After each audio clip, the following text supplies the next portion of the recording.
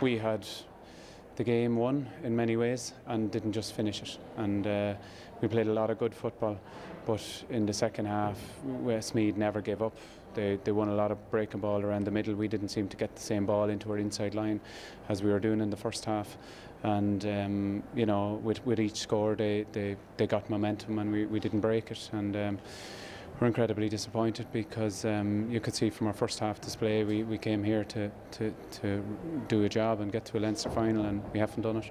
We had that belief we'd finish very strong. The way Meath played in the first half, though, I didn't know whether we could handle that in the second half. Mick got his game tactics very, very right in the first half, and it took us a good while to get to grips with it. But you know, there's a very, very strong fitness level there built up in the guys. They're young, and I knew they'd last well. Well, I can tell you that watching the match live this afternoon, Desi Dolan was getting very excited, and rightly so, Desi. Doesn't happen very often. No, it doesn't happen too often for us. Very delighted for the supporters, delighted for the management team. Tom Cribben did a great job, but mainly for the players today, I'm really thrilled for them. Paul Beanan left them last year, and he said they should have a good look at the mirrors and look at themselves and the way they've been playing and things like that. And it was very difficult for them because I was with the team last year, and I know that the work that they put in, it was tough in Division 1, but I know the work and the effort they put in. But today the scenes at the end were just incredible, and the performance and the leaders that stood up, it was just a brilliant performance and a brilliant day, and very proud Westmeath man today. I can imagine you are. And Tomas, Tom Cribben, the manager, he and his management team deserve credit as well, because he gave out about the players after the relegation. Yeah, Des, I suppose, look, they went down to Division 3. Tom Cribben is obviously a very, very passionate man. And I suppose, look, he had to go openly. I don't think I'd agree with it personally, but in fairness, since then, he's got the right reaction out of the guys. And I think they realise how passionate and how genuine he is. And I think they all rode in together, and what a phenomenal day for them. Like, it was brilliant, you know. I think the barbers down in Westmeath will be delighted that they're still in the championship. They're the best looking heads I've seen in a long while out on the field. I think they definitely listened to Paul Beanan. They all looked in the mirror. Definitely looked and see. Yeah, even though watching it, though, that you were picking out people in the crowd, you recognise people who've been very involved. There's people there. I seen Seamus and is following the team all his life. Gilbert Carey, he was carrying water bottles and bats for ice bats and things like that for the last, I don't know how many years he's been doing it. But an awful lot of people in Westmeath have suffered long and hard, especially at the hands of Meath. So we're going to enjoy tonight, and I can imagine the villages around Kinnegad and Delvin and all Castle Pollard and these places, Clonmel tonight, they'll be going wild. Well, it sounds like you could write a new song about Westmeath. But Martin, in fairness, it didn't look, none of us thought this could happen, because Meath played very well at times in the first half. Yeah, very, very impressive. I think it's after, just looking at the notes here, 29 minutes, 2-10 to 1-3. It looked like the game was all over. And we know it was 20 minutes to go. The last 20 minutes, Meath got 1 point from a free, and Westmeath in that time scored 2-8. And that was the difference at the time. So when there were questions asked of Meath, they didn't have the leaders on the field, and we'll look at it later on about losing Graham Riley. Was a big loss to them. But you have to give a lot of credit to Westmeath. But Meath must take a look at themselves. If you score 2-18 in a championship game, I definitely will say we'll won every other championship game from now on. Maybe only playing the dubs, but other than that, it was won most championship games for you. Take us through the comeback. What do you think inspired it? Well, they got a bit of confidence from earlier on in the year, winning they bet Louth in the first round of the championship, then they bet Wexford, so they were growing in confidence. And that's the thing, this team are young. They're fit, they're fast, and you always knew the second half that they were going to come through. But John Heslin today was just inspirational. You see him picking up the ball here, getting the ball off Ray Connellan, and this is the type of leadership that you want. And he gets the ball at a very, very difficult angle off his right foot. It's the wrong side, and kicks the ball over. And he's been doing this all day. And you just need that composure up front. And you see that maybe in times past we didn't have a leader like that, or maybe went kind of hiding a bit. But this was his left foot from 40 yards, and he really gave an exhibition on kicking with both feet, and all the teamwork, like giving the ball. And maybe last year we were a bit greedy at times, we weren't giving the correct pass. Today all the boys were giving the correct passes, and you see this is typical at the end, and the running power. And you see John is highlighted there getting the ball, but the team working as a unit. Long ball into John Connellan, and John Heslin is moving all the time. He receives it from David Lynch, but takes the ball here from 50 yards and drives through, and like his man couldn't get at him. He was going all the way through, and on his weaker left foot, it was a class finish. And there's great scenes there between himself and Kieran Martin at the end, and Kieran was exceptional today, scored 2 goals and 3 points. But really now John and Kieran could be very proud, and all the lads today. Yeah, and the subs worked well as well, in fairness. Yeah, John Connellan came in, made a big difference. Jamie Canood came in. All the subs worked, and it's great credit to all the panel, and you need that nowadays to have a strong panel, and I'm just delighted for all the lads. What about Meath? You don't want to kick a team when they're down. I mean, they know themselves But the point made, there was how could such a contrast occur? Yeah, look, I suppose as if you look at it, Mick O'Dowd would have been very, very happy with the first half. Geez, they were quick, they were direct, they were taking their men on, they were scoring at will. Westmeath looked like they were at sea, and I couldn't have foreseen what would have happened in the second half. But in that second half, it was totally unlike Meath.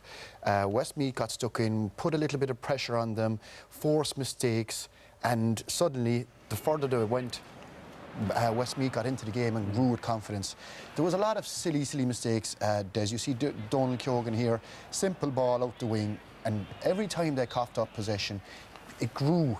Westmeath grew in confidence constantly. These, in the first half, were happening. I think at half-time, Westmeath knew they had to get stuck in. They had to kind of bring something to the table. I've never seen a game that has transformed so much from the first half to the second half. In the second half, Meath kind of started fouling. They started panicking. A word you wouldn't associate with the old Meath teams was panic, but that they certainly did. I mean, if you see it here, Des, I mean, there's plenty of bodies back. There was 3 or 4 back, and they ended up with another a black card for, I think it was Donncha Tobin. Look, Westmeath, I suppose, in the second half, you have to give them credit. Tom Cribben said they always finish games strong. Here, Des, look, you'd always, as a defender, try to cover a man coming in the end line.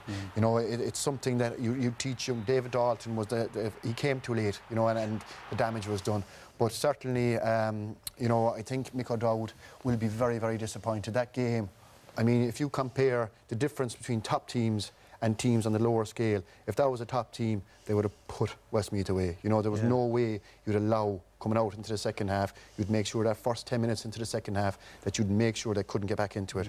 But Westmeath started very, very well in the second half, and it was a brilliant performance by them, but poor by by Meath in the second half. Because Martin, Meath had, what, 2-12? They scored 2-12 in the first half and might have had another couple of goals before that shift occurred. Yeah, the game could be over, should have been over at half-time. Because, you know, you have to take your chances. We look at that John Heslin last chance. Probably people say he should have put the ball over the bar. 2-point game. No, he saw the finishing line. Let's finish this match off. That's what you have leaders. And we take the old team players that played for Meath. And suppose in the past they're fed up. Listen to this. We look at this here.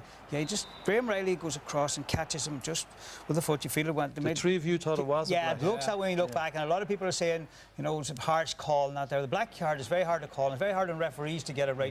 Different black cards all weekend. I think that was a big turning point at that stage. It was 2-14 to 1-11 for, and Graham Riley was an important player to have on the field last night. Meath were up. We just see here with Westmeath the way they changed their game. This is the first half. They kept kicking ball, long ball. They felt that was the way to beat Meath, kicking long ball in there. But teams know the way to beat Meath is a short running game and run at them, draw them out. We see it here.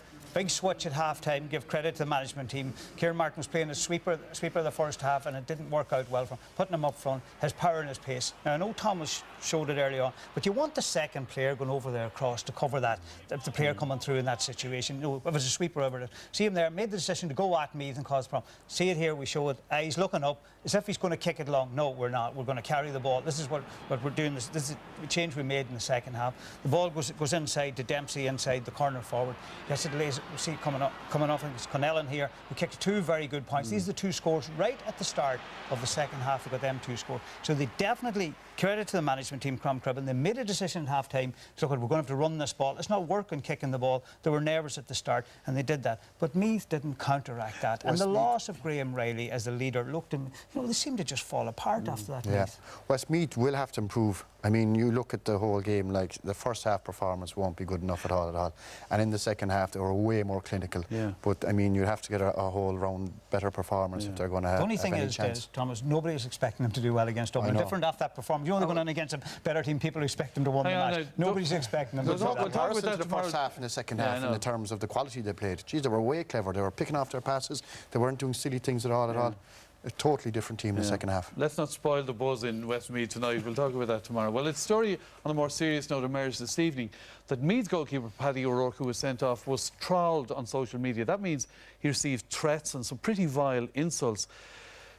Desi, I mean, there's some horrible things said to him. Yeah. But this thing of players on social media, what's your view on It's it? dangerous, Des. It shouldn't happen. Players should be able, we're amateur players, so we shouldn't be, Nobody should be. Nobody should be. Yeah. It's just not on that players have to deal with these sort of issues. But at the same time, it's dangerous. When you open a Twitter account as a footballer, and you see it over in England, the Premiership, it is very dangerous that you open an account. So a lot of managers now actually ask players not to do that. But is it not reasonable, though, Tomas, for a young man, his friends are on social media, that he also be on social media if he's a player? What's your view? Yeah, I suppose, look, as a player, you're always told to stay away from it, especially, I mean, look, I don't think there's nothing you can do about it, Des. I mean, if somebody wants to throw a comment up, they can throw a comment up, Well, within reason, I suppose. I know. Yeah. Look, People don't when it think goes about nasty, it, Tomas, in fairness, it's very easy. GA. Look, they're amateur. These guys have to go to work in the morning. Exactly. It's not People right. forget that. If there's a professional grand, it's their job, and you're going to expect some criticism. But if it's not, and it's serious as the stuff that went out, it's wrong. Like, it's not part of our games. The one gain for a player is, and it is an amateur sport, is that they might get something off companies and that gear, someone of companies and they'll ask them to tweet it, in this day. And that's where they do gain.